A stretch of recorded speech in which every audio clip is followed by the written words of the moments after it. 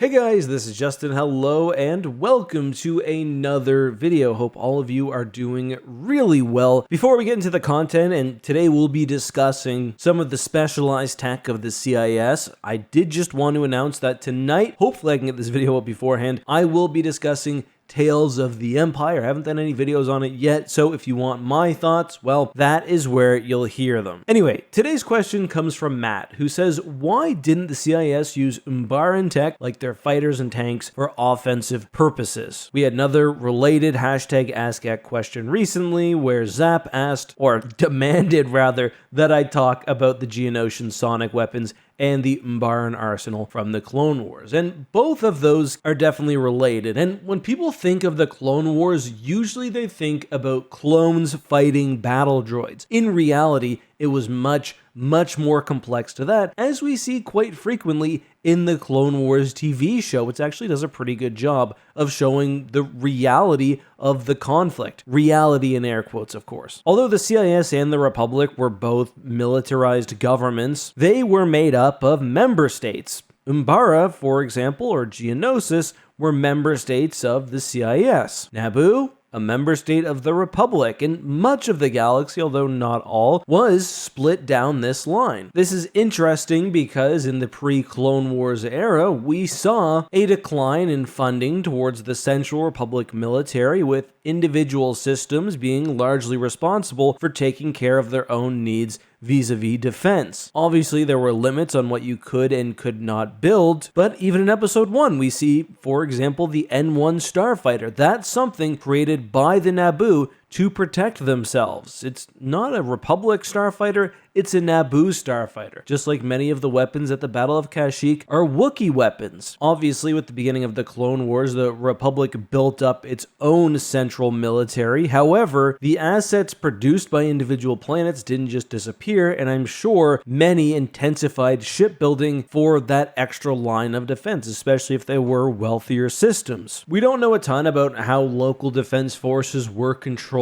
during the war by either the Republic or the Separatists. The Essential Guide to Warfare, based on my reading, suggests that Palpatine established governor generals who would coordinate the Republic's defense across space, and obviously this would be a prelude to what he'd do later as Emperor with Sector Moffs and the like. In fact, the Sector Army section of the Essential Guide to Warfare confirms this, saying that governor generals improve the effectiveness of planetary security forces in supporting the war effort, but weren't an answer to coordinating the overall strategy of the war. The way the clone forces were divided is probably an interesting topic for a future video if you want to know more. But generally, it seems like these defense forces were used for just that, defense. And I mean, there's a real benefit to that, especially as the Republic. You've got a limited amount of clones, you can't replace them as quickly as you can droids of the CIS, and you're fighting a war across space. Having stable defensive forces on key planets, which you don't need to train up and move into position, makes a lot of sense, especially where these are individuals who are most likely extremely knowledgeable about their home system. That's why you see the Wookiees, the Umbarans, protecting themselves when war finds them. Now, there are some exceptions to this. We see, for example, the Republic enlist the help of the Gungans at the Battle of Mon Cala, and stuff like that makes sense. I'm not sure how common it would have been. So why didn't then Umbaran technology make its way more generally into the technology and the vehicles and vessels of the CIS? Well, I think it just comes down to scale. Umbara ships were produced for Umbara. Although they may have had great production facilities, their output would have been seriously limited compared to what the CIS was currently using. And the CIS is quite interesting if you actually look at its structure, because while yes, it does have full membership with planets even being represented in the Separatist Parliament, it's effectively controlled by both Palpatine, of course, ultimately, and his lackeys, but also the heads of major corporations and cartels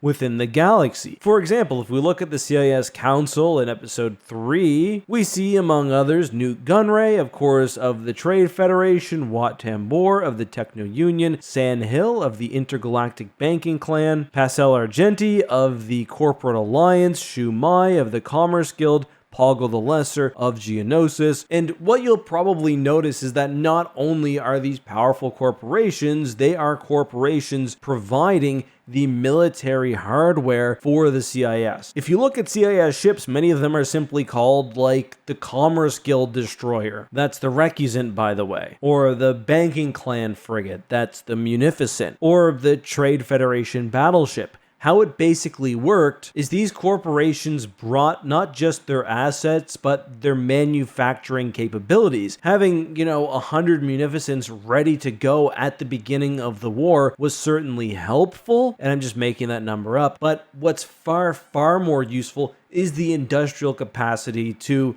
when fully militarized, pump out 500 munificents a month. And that's what these galactic scale corporations were offered and how the CIS militarized so quickly. So Umbaran technology, some of the other technology we discussed, Sonic technology of the Geonosians, was not implemented in a really widespread way because it wasn't an existing or developing product of one of these major factions. And the Clone Wars was pretty short. Had it went on, maybe we would have seen more of this like cross-germination happening where the CIS starts spreading sonic weapons to the developers and planners of each one of these corporate entities. We did, of course, see collaboration on big projects like the Munificent, but even then, it was kind of siloed compared to, say, a Republic, or even better, a New Republic ship design. But I mean, there was also time. I just don't think the CIS really had the time to innovate as much as they would have liked to. They were throwing ships together because a lot of them happened to complement each other nicely. More of that would have been good. Like, if you have a Geonosian in battle, they're probably going to be using Geonosian weaponry, but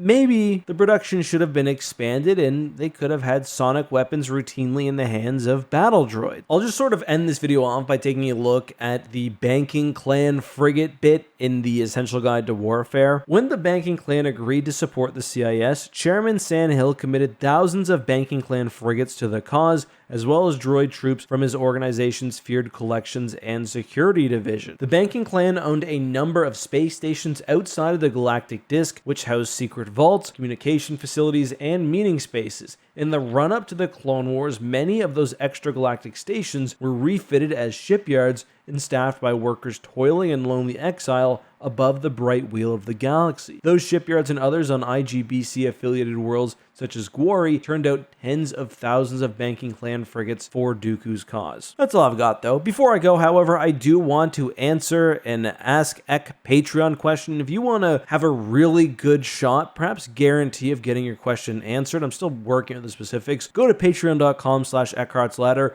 right now, and I may change this if the volume gets insane, but I don't think it will. Even a $1 patron support pledge will get you access to my bi-weekly question where you can ask me anything and I'll add it at the end of one of these videos. Oh, you'll also get a nice wallpaper of the thumbnail for my recent 12-hour compilation. Anyway, Matrix asks, why didn't the Empire try to make territorial gains in Hutt space? I would think with how much the Empire cracked down on smuggling, they would try to control the space. Did they keep the trade and passage agreements that the Hutts had with the Republic? That's an interesting question. I think the Empire probably recognized the utility of the underworld, even if on the surface they were against it. I mean, we see specifically in Star Wars Episode 5 that the Empire makes use of bounty hunters even for extremely critical missions. I'm sure they also use the underworld to flood spice if they needed to, arrange hits, whatever. They probably also had deals with the Hutts where they'd get information and other